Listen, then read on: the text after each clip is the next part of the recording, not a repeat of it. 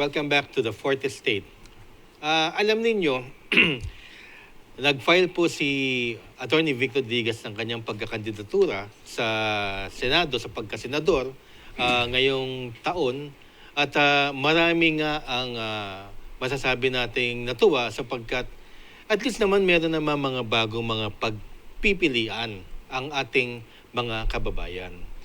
Most of the candidates, of course, yung iba dyan mga re-electionist, kalahati, and then yung iba mga nagbabalik Senado. And to tell you honestly, sa mga surveys na mga lumalabas, nangunguna sila. But still, it's very, very early to point out who is going to win or not. Pero ang kausap po natin is a breath of fresh air, mga bagong pananaw, at ang napakaganda, nakikita nyo naman sa kanyang mga sagot, matapang. Hindi po nagpapawido-wido sa mga issue na dapat I have to please the popular opinion, kaya dun ako. So, ang tanong namin, kung kayo po, Attorney Victor Digas, ay nasa Senado na, ano po ang inyong iniisip na magiging papel? Kasi meron dyan mga fiscalizers, meron dyan mga legislators, I'm going to file a bill, ganito yung paglalaban ko, pero yung iba dyan are going to fiscalize bills and resolutions coming from the Senate na inaakala nilang hindi maganda para sa bayan? Or will you be a little bit of both? Ano ho ang magiging papel niyo sa Senado? Tayo ang magsisilbing tunay na oposisyon sa Senado. Tayo ay magsisilbing boses ng mamamayang Pilipino. Because kung napapansin po ninyo ngayon, wala na yung check and balance, hindi na umiiral yan. At parang isa na nga lang ang Senado at Kongreso. Kung ano ang gustong panukala na ipalusutin ng administrasyon ni Bongbong Marcos, walang kahirap-hirap pumapasa. At ito yung ating lalabanan dahil lugi ang mamamayang Pilipino kapag walang tunay na check and balance. Lugi ang mamamayang Pilipino pag walang tunay na oposisyon. At kung sakasakali muli na ako po ay pahihiramin ninyo ng mandato ninyo, pagkatiwalaan at gawing senador, ang gagawin kong unang-una, Butch, ay aking lalabanan, yung Joint Resolution number 10. Yung Joint Resolution number 10, ito po yung to simplify, ang ibig sabihin po ng Resolution number 10, this permits, this allow the liquidation by mere certification. Kinain na po nito ang malinaw na mandato ng Commission on Audit under Article 9, Section 3 of our Constitution. Tanging ang Commission on Audit lamang ho ang maaaring magsabi kung tama ang liquidation ng isang ahensyang humipo at gumamit at gumasta ng pera ng gobyerno. Pero dito sa Joint Resolution number 10, yung head of office, yung pinuno po ng ahensya ng gobyerno na gumamit ng pera ng gobyerno na nagmumula sa buwis ng taong bayan, siya din ang magliliquidate noon at sasabihin niya sa pamamagitan ng simpleng pirma, in order ang liquidation, nagamit sa tama ang perang ginamit ng aking opisina. Pwede ba yung gumamit ng pera, siya rin ang magliliquidate at mag-audit sa sarili niya? Talagang papasa ka. Yan ang isang, ang lagi kong sinasabi, the alpha and the omega, ang simula't katapusan ng problema nating mga Pilipino at ng Pilipinas ay yung korupsyon na nagmumula sa ating taunang budget, yung GAA. Dahil napakalaking halaga ang nananakaw at ninanakaw at hindi po natin ito dapat pahintulutan. At kung tayo ay papalarin, sisikapin po natin na magkaroon ng enough alliances para mabasura na yung resolution number 10. Pangalawa, in relation doon sa bakit walang nabibigyan na tulong ang mga middle class, sisikapin din po natin na magkaroon ng enough alliances para buwagin na yung pagkakaiba ng sahod, yung rate ng sahod dito sa National Capital Region at sa probinsya. Tatanggalin na natin yung distinction na yan. In fact, I call that a discrimination dahil wala akong katotohanan na mas mura ang buhay sa probinsya kaya kinakailangan mas masabababa ang sahod ng mga nagtatrabaho sa probinsya.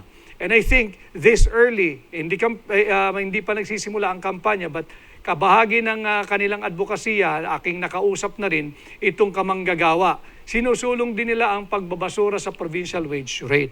Ito yung pangalawang ating isusulong na at gagawing batas kung tayo po ay maupo bilang senador ninyo. And of course, yung ating isa pang gagawing batas is the reimposition, ang pagbabalik ng death penalty sa kasong plunder at droga. Okay. Balikan po natin yung unang sinabi ninyo, no? Yung Joint Resolution number 10 na nais yung tugisin pag tumating po kayo ng Senado. Ibig sabihin po hindi pa po siya pasado pero Joint Resolution ng Kongreso at Senado. Joint resolution yan na pinahihintulutan silang mag-liquidate lang by mere certification. Para maintindihan ng mga kababayan natin, Bush, with your permission. Yes po. Halimbawa po, meron tayong kasambahay. Binigyan mo ng 1,000, inutusan mo. Hindi, bili ka nga ng naglista ka. Mamalengke ka nga. O kahit wala nang listahan, mamalengke ka ito 1,000 para may kakainin tayo sa loob ng 2-3 araw. Pag-uwi ng iyong kasambahay, binigay niya sa'yo yung sukli, 100. Tapos sinabi mo sa kanya, pwede ba i-account mo paano mo ginastos yung 1,000? Wala na ako kayong pakialam doon. Basta't ito yung sukli mo, 100, ginamit ko yung 900 na malengke ako, may kakainin ho kayo sa loob ng 2 araw. Ganon po yung epekto ng Joint Resolution number 10, yung liquidation by mere certification. Hindi po ito katanggap-tanggap dahil hindi ito po'y malinaw na paglabag sa ating saligang batas. Doon po sa sinabi ko nga kanina, yung Article 9, Section 3, Butch, na barangay kagawad ka, official ka, alam mo naman na kayo rin ay subject sa audit from time to time. Yung mga proyekto ninyo, paano nyo dinidisburse yung projects, yung pondo, at pati yung resibo, yung official receipt na inisyo ng city government mo, ino-audit din yan. Di ba may Yes. mandate ang COA, pero dito sa Joint Resolution number 10, kinapon po nila ang COA. Wala nang authority ang COA, basta't sinabi nila, liquidated na, nagamit namin yung perang yan, ginamit namin sa tama, wala kayong karapatang magtanong. Yan ang ating lalabanan. Yeah, parang nangyayari tuloy sa buong Pilipinas Well, unang-una, sinabi nyo nga yung effect niyan, wala na talagang check and balance. Wala na. Ako na nag-disburse, ako na gumastos, ako na naglagay sa bulsa. Ako na yung magde-decide na wala akong ginawang kasalanan. Tama. Parang ganun. Blanket authority, ang Joint Resolution number 10. Parang I am also reminded by the fact na parang ganyan din sa barangay na the mere certification of a treasurer and a kapitan, okay na sa COA pagka pinirmahan. Hindi na Kasi pag nagpatuloy yung ganyang kalakaran, Butch, buwagin na lang ho natin yung COA. May savings pa gobyerno, laki-laki ng COA, ang daming empleyado niyan Iretiro na natin sila, tanggalin na natin yung COA, total kinapunan nila because of this by mere Joint Resolution number 10. Ito pong nangyayari sa Senate ngayon at marami nga pong mga kababayan natin nagsasabi na especially itong investigation dun sa EJ case, na ang Senado tila yata tinatalo na ng Quadcom sa Kongreso sapagkat kalat-kalat ang argument, kalat-kalat ang line of questioning and medyo magulo sa Senado ngayon. In fact, ang Senado ngayon at saka, well, for that matter, ang Quadcom, nagiging judge, jury, at prosecutor wala nang pakundangan sa rights ng kanilang mga resource persons. Marami rin na mga magagaling na tao na gustong i-appoint bilang isang secretary o undersecretary na dadaan sa Commission on Appointments or mga resource persons na natatakot na talagang pumunta sa Senado para magsalita on a particular bill or measure sapagkat ayaw nilang mabasto sa Senado. Sapagkat pagka nakipagdebate ka raw sa senador, ikaw basta-basta na lang babarahin. At kung ikaw nakipagdebate, mako-contempt ka. Will a Senator Vic Rodriguez be that kind of a senator? Or at least man lang respect the rights of the resource person? I'm not talking about the EJ case hearing ngayon, pero yung ordinary, normal committee hearings na nangyayari po na naaawa po ako sa mga resource persons because in the internet age, makikita ng mga anak nila na yun, si daddy, kung bastusin na lang ng mga congressman, hindi naiisip ng mga congressman, mga senador na nasisira ang reputasyon ng kanilang mga tatay at nanay. I agree with you completely, Butch. Pamilyadong tao rin yung mga humaharap dyan sa Senado at Kongreso. Sila ay kapatid, asawa, anak, kaibigan sa marami at Pilipino. Hindi dapat tinatratong ganun. And ang trabaho po, mga kababayan ng mambabatas, ay gumawa at magpasa ng batas. Kaya itong ginagawa nilang investigation in aid of political persecution, dapat nang itigil at dapat pong iparinig ng sambayan ng Pilipino ang ating hindi pagsang-ayon at tayo ay disgustado sa ginagawa nila. Let me just be very clear. Inherent sa Kongreso gumawa ng isang investigation in aid of legislation. However, it must be very clear to our legislators, whether you're a senator or a congressman, that ang ating Kongreso ay hindi law enforcement body. Hindi po kayo law enforcement agency. You're far from being NBI, being the CIDG, or being the Station Investigation Division of our PNP. At lalong hindi rin po kayo prosecutor office. Hindi po kayo piskal. Hindi po kayo piskalya. At ang pinaka-violate dito, mas lalong hindi po kayo trial agency or trial court na merong karapatang humusga kung sino ang guilty at hindi guilty. Dapat malinaw yan. And there's so many rights that are violated dyan sa mga ginagawang investigation in aid of political persecution. Number 1 is yung Article 3, Section 1, that no person shall be deprived of life, liberty, or property without due process of law. Ang dami nang nakulong dahil naaabuso yung contempt power ng Kongreso. Yung contempt power po, hindi po yan ginagamit bilang kaparusahan.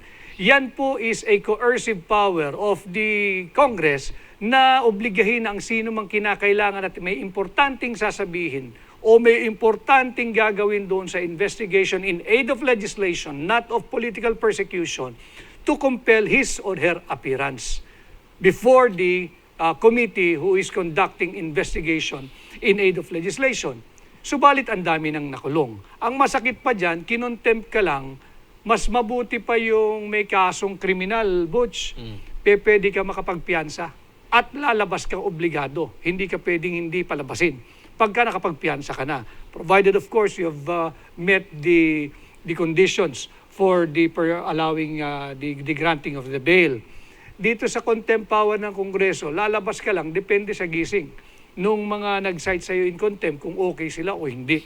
And of course, yung Section 12, I believe, of Article 3, yung ating Bill of Rights na nakalagay doon, that there shall be no force, violence, torture, threat, or intimidation that vitiates the will shall be employed. Eh di natakot ka na makukontempt ka eh. Hindi ba threat yun? Hindi ba intimidation yun?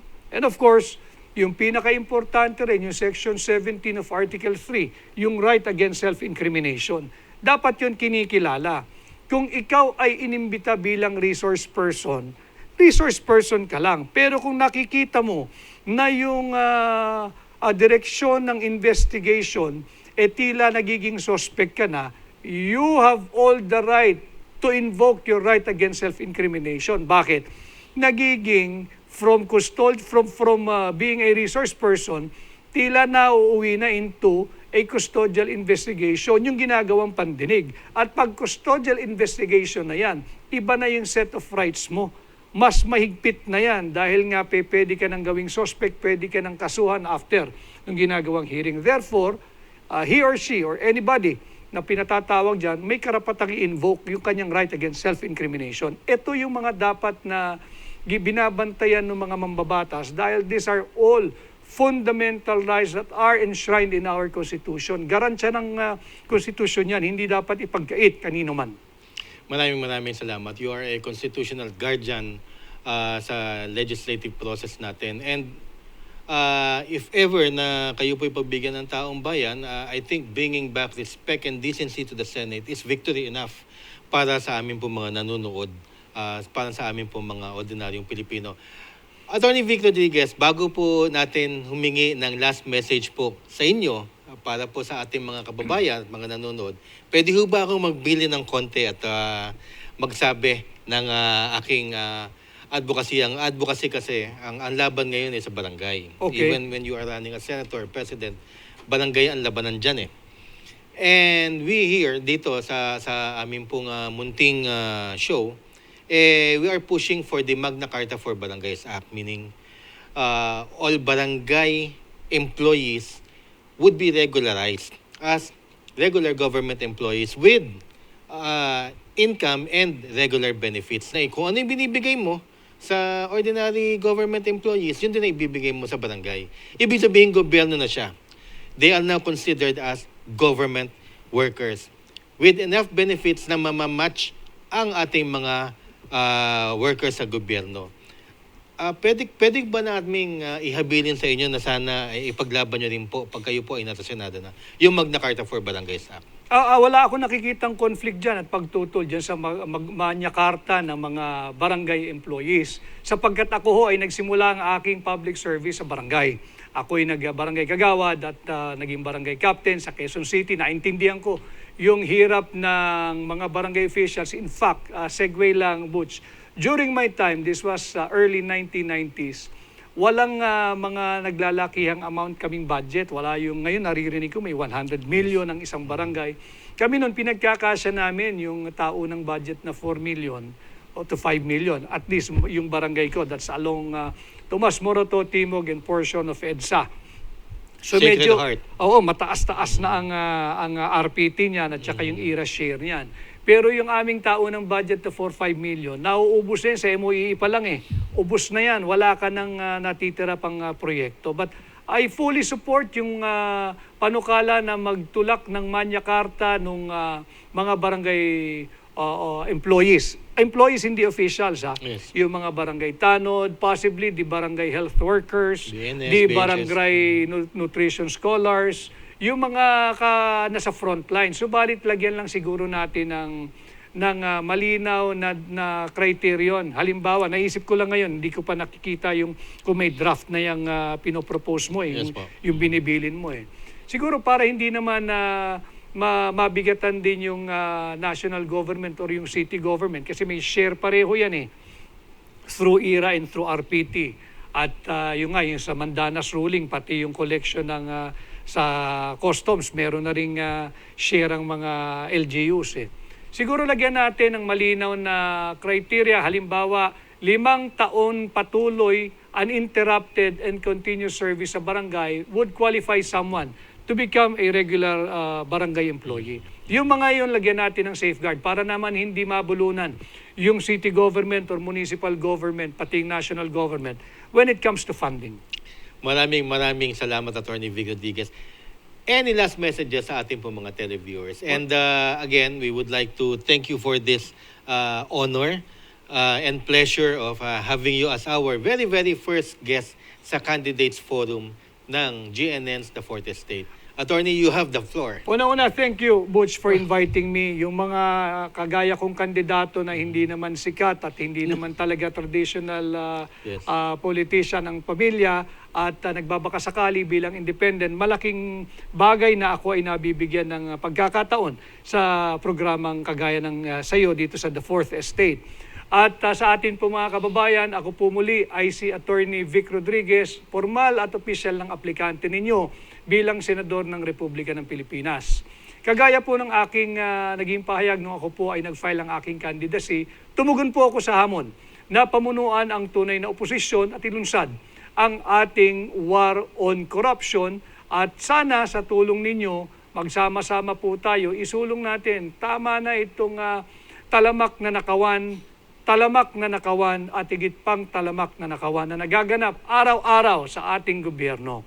At wag ho kayong masiraan ng loob, wag ho kayong susuko sa pagmamahal sa ating bayan. Let's not give up on our country. Let's not give up on our Filipino people. And together, pag nagsama-sama po tayo, posible ang pagbabago. Maraming salamat. Love of country. Everything emanates from love of country. Ako po si Butch Serrano and this is The Fourth Estate. See you po next week.